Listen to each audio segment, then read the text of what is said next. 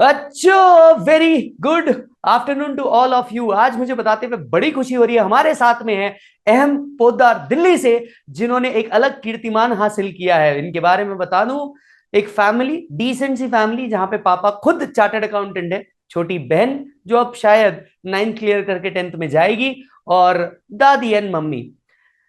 Sir, rank की बात करें तो बिल्कुल एक्सपेक्टेशन के बाहर था इनके रैंक की, रैंक कभी आएगा कि नहीं।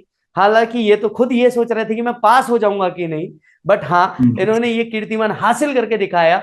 दिल्ली का ही नहीं, पूरे राज्य का और पूरे हिंदुस्तान का नाम रोशन करके दिखाया। चार्टर्ड अकाउंटेंसी कोर्स के अंदर में all India rank 18th number पे आए हैं Aham Poddar. So um, heartiest congratulation from me and my whole team to you. First of all thank you sir, मेरे को ये अपॉर्चुनिटी देने के लिए। It is such a moment of pleasure for me कि आपसे मैं बैठ के बात कर पा रहा हूँ। क्या बात है।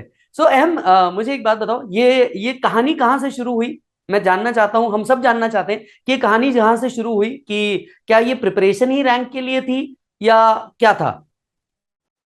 सर प्रिपरेशन कभी ऐसे रैंक माइंड में हमेशा रहता था कि जितना अच्छा हो सके उतना अच्छा करना है।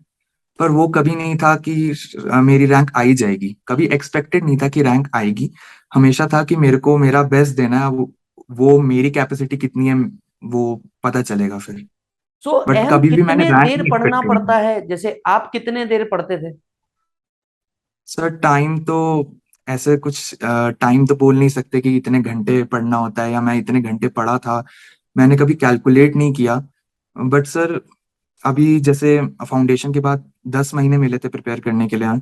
तो ऑलमोस्ट एंड के 4-5 महीने तो पूरे दिन पढ़ते ही थे। तो पढ़ने का सर टाइम नहीं होता था, बाकी चीजों के लिए टाइम होता था कि बाकी चीजें इतनी देर करनी है मेरे को। पढ़ना तो जैसे पूरी मोबाइल टाइम है। यूज करना। मोबाइल यूज करता था सर, मैं सोशल मीडिया प्लेटफॉर्म पे था। एंड में मैंने हटा दिया था आखिरी के 2-3 महीने। पर हम्म। स्टार्टिंग में मैं था, पर मेरा वो टाइम फिक्स था कि मेरे को इतनी देर ही चलाना है। तो मैं उतनी देर ही चलाता था। बराबर। अहम, ऐसे कौन से सब्जेक्ट थे जो बहुत डिफिकल्ट थे तुम्हारे लिए सर और मेरे लिए कुछ इजी थ्योरी थे। डिफिकल्ट थी। हम्म। सर थ्योरी थोड़ी डिफिकल्ट लगती है तो ऑडिट एंड EISSM थोड़ा टफ पड़ रहा था, जो कि ओके। मोस्टली स्टूडेंट्स को सर वही पढ़ते हैं। करेक्ट। हम्म। ओके। सो अब ये टफ तो लगते थे, अब इनका करते क्या थे आप, इनको ओवरकम कैसे किया। मतलब ये जो टफ सब्जेक्ट लगते हैं, हर एक की लाइफ में कुछ टफ होता है, तो इसको ओवरकम कैसे किया जाता है, क्या किया जाता है इन सब्जेक्ट्स के साथ। सर थ्योरी में तो वही रिविजन्स, मैक्सिमम रिविजन, जितनी तो रिविजन करोगे दिस उतना revision grip was strong. Out of writing और जस्ट रीडिंग। सर मैं सबको रिकमेंड नहीं करूंगा, बट पर्सनली मैं थोड़ा राइटिंग कम करता था। मेरा ज्यादा बेसिकली माइंड में ही होता था। मैंने हमेशा से मेरी वही प्रैक्टिस रही है, इसलिए मैं उसमें थोड़ा हैबिचुअल हूँ। पर मैं सबको ये चीज रिकमेंड नहीं करूंगा क्योंकि काफी लोगों को राइटिंग से होता है लर्न। तो जिसको राइटिंग से लर्न होता है उसको राइटिंग से करना चाहिए। पर मैं कभी भी मैंने ज्यादा लिखा नहीं है। तो मैं हमेशा थोड़ा माइंड में ही करता था। प्रैक्टिकल सब्जेक्ट भी मैं थोड़े लिखता उसमें कम ही था, ज्यादा कैलकुलेटर पे कर लेता था, रफ में कर लेता था। तो मेरी कॉपी काफी रफ दिखेगी, कोई भी कॉपी मेरी फेयर नहीं दिखती। तो ओके। मेरा थोड़ा माइंड में ज्यादा था। और जहां तक कि मुझे पता है, आप लोग, आपने जो क्लासेस ली वो फेस टू फेस नहीं ली, ऑनलाइन ली। तो यस ऐसी सर। चार गलतियां जो आपको लगता है आपने करी, या ऐसी हम्म। चार गलतियां जो ऑनलाइन क्लासेस में हर बच्चे को अवॉइड करनी चाहिए। हम्म। सर फर्स्ट ऑफ ऑल क्योंकि मैंने रिकॉर्डेड ली थी, मैंने लाइव क्लासेस भी नहीं ली थी, मैंने रिकॉर्डेड ली थी। तो एक गलती ये करते हैं स्टूडेंट्स जो कि मैंने करी थी कि आप बहुत ज्यादा बिंज वॉच कर जाते हो। पर वो चीज याद नहीं हो पाती, मतलब आपने रिवाइज नहीं किया और आपने बिंज वॉच कर लिया। तो आपने जैसे ही अगर आपने बिंज वॉच कर लिया 8-10 घंटे के लेक्चर, पर आपने बीच में रिवाइज ही नहीं किया। क्योंकि अगर हम ऑफलाइन क्लास में जाते हैं तो उसमें हम एक दिन 2 घंटे की क्लास करते हैं, फिर हम उसे उस दिन रिवाइज करते हैं, फिर अगले दिन नेक्स्ट 2 घंटे की क्लास अटेंड करते हैं। पर इसमें तो क्या है, हमारे पास है, हम 10 घंटे की भी लगातार देख लें। तो मैंने भी वो चीज करी है। तो उससे अगर आप इतना ज्यादा बिंज वॉच करोगे तो थोड़ा आपको वो रिटेन करने में थोड़ा प्रॉब्लम होती है। मेरे को तो हुई थी मतलब थोड़ी पहला, प्रॉब्लम रिटेन। अगर मैं इसको ब्रीफ करूं, तो पहला, हमें एक दिन में एक लेक्चर से ज्यादा नहीं देखना चाहिए, हाँ। या मैक्स दो, मतलब आपको अगर डिपेंडिंग अपॉन द हाँ। कंटेंट। मैक्स एक के वो बदले दो, डिपेंड करता है सर, राइट? अगर आपको आपको बस रिवाइज कर लेना है उस कंटेंट को। अब आप चाहे एक लेक्चर को रिवाइज कर पा रहे हो तो आप एक देखिए, आप दो को कर पा रहे हैं तो आप दो देखिए, पर आपको उस चीज को रिवाइज करते रहना है, वरना फिर वो रिटेन नहीं हो पाएगा। एंड टैक्स जैसे सब्जेक्ट में भी सर, टैक्स में तो बहुत जरूरी है रिवाइज करके इंटरलिंक करना। मेन चीजें तो टैक्स में इंटरलिंक करनी है, स्पेशली डीटी में। बराबर। दूसरी गलती? सर दूसरी गलती मैं बोलूंगा कि कभी कभी मैं बहुत ज्यादा कैजुअली देख लेता था लेक्चर्स को, कि स्टडी टेबल पे भी नहीं बैठा हूँ, ऐसे ही बिस्तर पे लेटे लेटे देख लिए लेक्चर्स, और ऐसे ही खाते खाते देख रहा हूँ, ऐसे सोने के लिए लेटा तो देख लिया एक लेक्चर, वैसे देख लेता था। तो वो सर लेक्चर तो हो जाता था, पर वो चीज फिर वो दिमाग में नहीं जाती थी। तो वो प्रोक्रेस्टिनेशन गलती भी हुई। होता था? सर प्रोक्रेस्टिनेशन मतलब मेरे दो को, घंटे का लेक्चर 5 घंटे चल रहा है, 7 घंटे चल रहा है, ऐसा भी हो जाता था पॉज करके? नहीं सर वो मेरे साथ थोड़ा कम होता था, मेरे साथ उल्टा रहता था, मैं थोड़ा ज्यादा जल्दी देख लेता था। तो मेरी दिक्कत ये थी कि मैं ज्यादा ही जल्दी देख लेता था, तो मेरे को फिर वो रिटेन करने प्रॉब्लम हो जाती थी, मेरे को दो बार देखनी पड़ती थी, मेरे साथ प्रॉब्लम ये होती थी। और सर थोड़ा वो स्पीड स्पीड भी बढ़ा के देख लेते थे, वो भी थोड़ी प्रॉब्लम होती है। ओके। ओके। सो हम्म। अहम, जाहिर सी बात है, क्या रिएक्शन रहा जब पता चला पास? ये जो माहौल था रिजल्ट का, वो क्या था? सर मैं तो अभी कजन्स के साथ ट्रिप पे आ रखा हूँ। मुझे तो बताया तुमने, तुम मनाली ट्रांस एंजॉय कर रहे हो। हाँ जी सर, तो मैं अभी मनाली में ही हूँ। तो मैं कजन्स के साथ ट्रिप पे आ रखा हूँ, उसके बीच में हमें पहले ही ट्रिप प्लान हो गई थी। फिर पता चला कि ट्रिप के बीच में ही हमारा रिजल्ट आने वाला है मेरा। तो थोड़ा मैं डर गया कि ट्रिप ट्रिप खराब हो जाएगी मेरी। पर फिर सुबह हम लोग, सुबह से मैं मोबाइल लेके रिफ्रेश कर रहा था बस साइट, कि आएगा आएगा। हम लोग घूमने जाना था उस दिन, पर हम निकल नहीं रहे थे। मैंने कहा रुक जाओ, आ रहा है रिजल्ट, आ जाएगा आ जाएगा, सुबह ही आ जाएगा। फाइनल्स का भी आया था, पर फिर बहुत टाइम हो गया वो नहीं आया। तो फिर हमने कहा कि चलो अब चलते हैं। तो फिर हम लोग नीचे रिसोर्ट से उतर रहे थे नीचे ब्रेकफास्ट करने के लिए, उतने में ही पापा का कॉल आया, और मैंने उठाया और पापा ने बोला कि तेरा रिजल्ट आ गया है। तो मैं कहा हाँ पापा। तो कहते रिजल्ट आ गया तेरा, मैंने व्हाट्सएप पे भेजा है, देख ले। मैं कहा ठीक है पापा, देखता हूँ मैं। फिर मेरे को डर लग रहा था, फिर मैंने व्हाट्सएप खोला, बस वही पास पास देखा। नंबर तो फिर देखे ही नहीं, पास और पास, और बस फिर तो सेलिब्रेशन स्टार्ट, सब कजन्स थे ही साथ में। तो रैंक बाद में चेक किया? हाँ रैंक सर, मैंने तो नंबर भी नहीं देखे थे, रैंक की तो बात ही नहीं आती, मैंने तो नंबर ही नहीं देखे, मैंने तो पास पास देखा, मैंने कहा हो गया मेरा, मेरे को बस तो लाइफ पास ही में होना इतना था। सक्सेसफुल होना है कि पास देख लो, रैंक आया नहीं आया तेल लगाने गया। हाँ रैंक आया नहीं आया सर उसका क्या, तो मैंने बस पास पास देखा, हो गया। फिर उसके बाद 10 मिनट बाद ही फिर से पापा का आया कि अ, शायद तेरी रैंक भी आई है। मैंने कहा ये तो नहीं हो सकता, रैंक तो नहीं आ सकती। मैंने कहा नंबर नंबर मैंने देखे अपने, मैंने कहा नहीं इतने नंबर में तो शायद रैंक नहीं आती है। फिर पापा ने वो रैंक वाले उसका मेरिट लिस्ट का स्क्रीनशॉट भेजा। तो मैंने कहा ये तो मेरे को फिर से चेक करना पड़ेगा। तो मैंने फिर से एक बार रोल नंबर डाल के यहाँ पे चेक किया।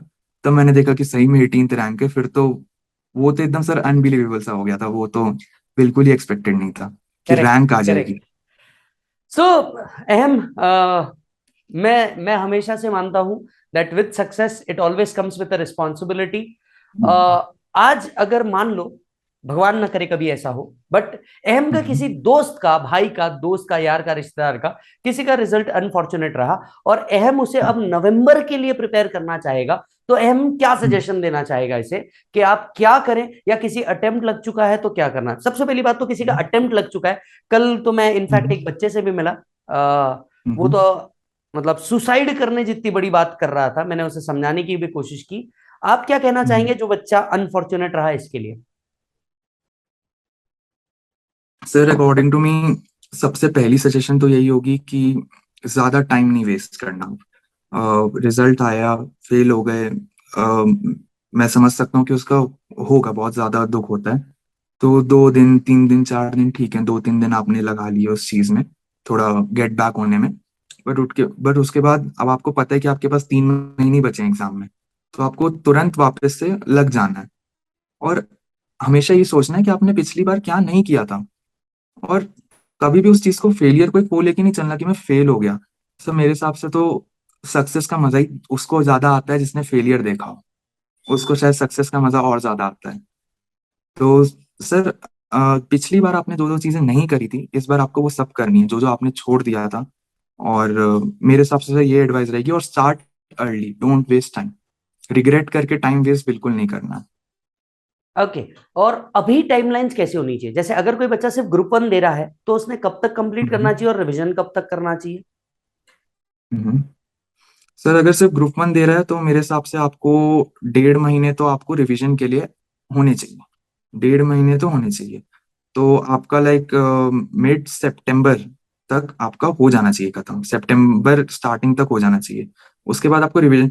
वैसे भी अगर सर कोई रिपीटर है तो आपको रिवाइज ही करना है, आपको पढ़ना तो कुछ है नहीं, आपको तो सब कुछ रिवाइज ही करना है। अगर कोई रिपीटर है तो उनको तो रिवाइज ही करते रहना है, तो उनके लिए तो है नहीं। बट अगर कोई ऐसा स्टूडेंट है जो पहली बार नवंबर अटेम्प्ट में दे रहा है, उसको मैं बोलूंगा कि अगर सिंगल ग्रुप है तो आपको 1.5-2 महीने लेने चाहिए रिवीजन के लिए, और बोथ ग्रुप्स हैं तो आपको 3 महीने लेने चाहिए रिवीजन के लिए, क्योंकि बोथ रिवीजन बहुत ग्रुप्स में ज्यादा तीन इंपॉर्टेंट है। महीने बट हाँ, अभी 2.5 से जैसा 3 महीने बच्चा तक। है, ये 3 महीने कैसे हम्म। अलॉट कर पाएगा है? मतलब जैसे अगस्त में कहीं उसका क्लासेस खत्म होगा, जैसे जो अभी ग्रुप टू दे रहे होंगे टेक्निकली उसका अगस्त में क्लास खत्म होगा, तो अगस्त सर अगस्त भी तीन मिड महीने में तो। उसका क्लास खत्म होगा, तो वहां से जी वो सर। कैसे प्रिपेयर करे? सर जैसे मैंने किया था तो सर वैसे नहीं होता कि आपका वो खत्म हो गया, आज मेरे सारे सब्जेक्ट खत्म हुए अब मैं 3 महीने रिवीजन करूंगा। सर सब्जेक्ट्स तो चलते गए, जैसे जैसे जो सब्जेक्ट खत्म होता गया उसका रिवीजन चल रहा है। जो एंड वाले हम्म। सब्जेक्ट्स हैं उनका थोड़ा लेट शुरू होगा, जो स्टार्टिंग वाले सब्जेक्ट्स हैं उनका रिवीजन साइड बाय साइड चलते रहना चाहिए। हम्म। कि अगर मैं बोथ ग्रुप्स दे रहा हूँ तो ऑब्वियसली सर 8 सब्जेक्ट्स हो गए, बहुत ज्यादा सब्जेक्ट्स हैं 8 सब्जेक्ट्स तो हम्म। आपका ग्रुप वन खत्म हो गया तो आपका ग्रुप वन का रिवीजन तो चालू हो जाना चाहिए। और ग्रुप टू आपका चल रहा है पर ग्रुप वन का रिवीजन तो साइड बाय साइड चालू ही रहना चाहिए ना। आपको वीकेंड्स पे आप करो रिवीजन, डेली का आप 2 घंटा रखो, वो आपके हिसाब से आपको कौन सी चीज सूट करती है। या तो आप डेली 3 घंटे रख लो या आप वीकेंड्स रख लो। पर आपका रिवीजन रिवीजन रोज होना चाहिए सर मेरे हिसाब से। रिवीजन तो स्टार्ट से लेके एंड तक पूरे टाइम रिवीजन होता है। रिवीजन के लिए वो नहीं होता कि 3 महीने ही रिवीजन होगा। मेरा जैसे ग्रुप वन में अकाउंट सबसे पहला सब्जेक्ट होता है, सबसे पहले वही खत्म हुआ। तो सर ऐसे तो फिर उसकी रिवीजन मेरी 6 महीने तक हुई है। तो वो तो सर वैसे होता है कि जो सब्जेक्ट आप एंड में खत्म हो रहा है उसके लिए उतना टाइम होगा रिवीजन के लिए, जो स्टार्टिंग में खत्म हो रहा है वो चलते रहेगा साइड बाय साइड रिवीजन के लिए। तो ये रिवीजन का कोई स्ट्रैटेजी होता है? क्योंकि मतलब एक बार पढ़ के तो, जैसे मेरे जैसा आम बच्चा है, तो एक बार पढ़ के तो यार कुछ समझ ही नहीं आता। अरे तो एक बार रिवीजन का में पढ़ भी के कोई नहीं स्ट्रैटेजी आता। होता है कि भैया अभी पढ़ो तो फिर इसको वापस से इस टाइम रिवाइज करो या फिर उस टाइम रिवाइज करो? रिवीजन का स्ट्रैटेजी क्या होता है? सर प्रैक्टिकल सब्जेक्ट्स और थ्योरी सब्जेक्ट्स के लिए मेरे हिसाब से अलग था मेरा। जैसे प्रैक्टिकल में तो वही रहता था कि एक बार हो गया, चैप्टर हुआ, तो उसके बाद इंस्टीट्यूट के सारे पास्ट ईयर उठा लो, स्कैनर स्कैनर टाइप जिसमें सारे आरटीपी एमटीपी वगैरह सब है, और अपना डेली बेसिस पे थोड़ा थोड़ा थोड़ा थोड़ा करते रहो सॉल्व। तो प्रैक्टिकल के लिए तो इंस्टीट्यूट का सिर्फ आरटीपी एमटीपी यही सब करते रहो। और थ्योरी सर, थ्योरी में थोड़ा ज्यादा ज्यादा टाइम में रिवाइज करता था, क्योंकि मेरा माइंडसेट ये था कि मैं एग्जाम से अगर 5 महीने पहले बैठ के रिवाइज कर रहा हूँ मैं फिर एक महीने बाद भूल जाऊंगा। तो मैं थ्योरी को थोड़ा एंड में मैंने थ्योरी पे ज्यादा फोकस किया है, और प्रैक्टिकल मेरा स्टार्टिंग में बहुत ज्यादा फोकस था। थ्योरी एंड में मैंने ज्यादा कवर करी है। अगर मेरे एंड के 1.5-2 महीने में सबसे ज्यादा कोई पढ़ाई हुई थी तो वो ऑडिट, ईआईएसएम, लॉ, इन सब में हुई थी। ओके। ओके। सो जैसा कि कल मैं AIR 2 से भी बात कर रहा था, निष्ठा नाम है उनका, वो कह रहे थे कि उन्होंने भी टेस्ट पेपर्स दिए थे, मतलब उन्होंने भी बार बार टेस्ट पेपर्स जो थे, हम्म। मॉक टेस्ट पेपर्स जो थे, ये दिए थे। हम्म। तो क्या आपने भी हम्म। ये किया था? यस सर, दिए थे, मैंने भी दिए थे। ओके। बिना मॉक टेस्ट पेपर के सर बहुत मुश्किल है अच्छा स्कोर करना। मेरे हिसाब से मॉक टेस्ट पेपर बहुत ज्यादा जरूरी है। उससे ज्यादा जरूरी तो सर कुछ है ही नहीं, revision and mock test paper ये बहुत ज्यादा जरूरी है। और मैक्सिमम बच्चे ये पार्ट स्किप कर जाते हैं। वो सिर्फ मेन कंटेंट पढ़ते जा रहे हैं, रिवाइज नहीं कर रहे हैं, एंड मॉक टेस्ट पेपर नहीं दे रहे हैं। मॉक टेस्ट पेपर तो सर बहुत ज्यादा इंपॉर्टेंट है। बहुत गलतियां पता चलती है मॉक टेस्ट पेपर से। और sir okay. Time to time मेरे हिसाब से देना चाहिए। अगर आपका पार्शियल सिलेबस हुआ है आप हाफ सिलेबस वाले मॉक टेस्ट लीजिए, चैप्टर वाइज मॉक टेस्ट लीजिए, पर मॉक टेस्ट देते रहिए। और सर बच्चे अवॉइड करते हैं कि थ्योरी सब्जेक्ट्स में ना दे, बट थ्योरी में स्पेशली देना चाहिए। क्योंकि थ्योरी में आपको सोच के हो सकता है आपको लग रहा हो कि आपको आंसर आ जाएगा, जब आप लिखने बैठते हैं तो प्रॉब्लम होती है थोड़ी। बराबर है। मेरे को होती करेक्ट। थी सर। मम्मी और पापा तो मेरे हिसाब से जब उन्होंने बाद में रैंक सुना होगा तो बहुत बहुत ज्यादा खुश हो गए होंगे। सबसे पहली बात हाँ तो सर। अभी आप कजिन्स के साथ हो, नहीं तो मैं आपके मम्मी पापा से भी बात करता। बट मेरा ये मैसेज उन तक के जरूर पहुंचाइएगा दैट एज अ पेरेंट आपको बहुत बहुत बहुत बधाई। पूरे पोद्दार फैमिली को बधाई, पूरे कम्युनिटी को बधाई। और ईमानदारी से मैं एक बात कहूं कि बहुत दम लगता है रैंक लाने का। आज जो कहते हैं पापा कहते हैं बड़ा नाम करेगा, तो सर मैं जरूर कहना चाहूंगा कि मेरे तरफ से इसे मिठाई जरूर खिलाइएगा। ये सामने होता तो मैं खुद खिलाता, but I think you have all the reasons to feel proud. और पूरे परिवार को बहुत बहुत बधाई, क्योंकि बहुत सारे फैमिली एलिमेंट्स को भी कई बार ऐसा ऐसा लगता है कि नहीं, ये कर पाएगा या नहीं कर पाएगा। आई थिंक इन्होंने कर दिखाया है, और सिर्फ कर नहीं दिखाया, डंके की चोट पर उसे सक्सेस करके दिखाया है। आर्टिकलशिप का क्या प्लान है उदा? अहम, मुझे एक बात बताइए, आर्टिकलशिप का क्या प्लान है? आप सोचते हैं कि आर्टिकलशिप बिग फोर में करनी है, या मिड साइज फर्म में करनी है, या पापा के साथ ही मुझे एसोसिएट होके करना है, कैसा? सर अभी तक मेरा एकदम डिसीजन अभी डिसाइड नहीं किया मैंने, क्योंकि अभी मैं यहाँ पर आ रखा हूँ। तो अब घर जाऊंगा फिर पापा के साथ बैठ के ये डिसीजन होगा। तो अभी मैंने प्रॉपरली डिसाइड नहीं किया, बट शायद मैं पापा के अंडर ही करूंगा आर्टिकलशिप। चलिए, बहुत बेहतर। So um, we we wish you all the best. और थैंक अब यू। अपने को फाइनल के लिए भी तैयारी करनी है। इस बार 18 आया है, मैं चाहूंगा इस बार 18 में से 8 कट हो जाए और 1 पे आए। जी सर, Yes? जी सर, तो बिल्कुल सर। तोड़ प्रिपरेशन करनी है। टीम ने आपको आपका फोटो और एड्रेस मांगा होगा। There is something yes. To reward your success as well from our side. And जब भी मिले, I would love to hear from you. Yes. Thank you sir. Thank you thank you so sir. Much अहम। और guide करते रहिएगा अपने आसपास के जितने दोस्त और भाई लोगों को है, इनको गाइड करते रहिएगा। मैं अहम को फिर से कनेक्ट करूंगा जब भी उनके पास टाइम हो और मेरे पास टाइम हो, ताकि हम दोनों मिलकर के आपको रिवीजन या अदर टेक्निक्स के बारे में बता सके। तब तक के लिए थैंक यू सो मच अहम for giving us your time. I congratulate whole your family. You have made chartered accountancy course proud and India proud. Thank you so much. And में थैंक यू सर। वही thank you कहना for चाहूंगा जो हर giving. बार lecture में कहता था। अच्छा, अब मैं ये भी तो पूछ लूं, डायरेक्ट टैक्सेस ने कैसे हेल्प किया भाई? सर बहुत ज्यादा हेल्प किया। और सर सिर्फ एकेडमिकली नहीं, काफी ज्यादा मोटिवेशन मिला। क्योंकि हमें हमें ऐसी स्ट्रगल स्टोरी सुनने मिलती है, पापा की सुनने मिलती है, आप लोग जैसे टीचर्स की सुनने मिलती है। तो वो सब चीज हमें मोटिवेट करती है कि हमें हमारे पास तो बहुत फैसिलिटीज हैं, वी आर वेरी ब्लेस्ड। तो हमें और हार्डवर्क करने को मिलता है कि यार ये टीचर्स, हमारे पेरेंट्स, इन्होंने इतना हार्डवर्क किया है। तो अब हमारा टाइम है कि हम थोड़ा सा जितना हो सके पे ऑफ कर सकें। पूरा तो हम कभी नहीं कर सकते, बट जितना हो सके उतना कर सकें। जरूर जरूर। So thank you so much guys. Thank you आप लोग सर। बस पढ़ते रहिए, और हाँ, पढ़ते वक्त एक बात कहा, ध्यान रखना, पढ़ो तो हद कर दो वरना प्रोग्राम रद्द कर दो। थैंक यू सो मच अहम। थैंक यू आपका सर। ट्रिप बहुत अच्छा हो। Be safe. Take care.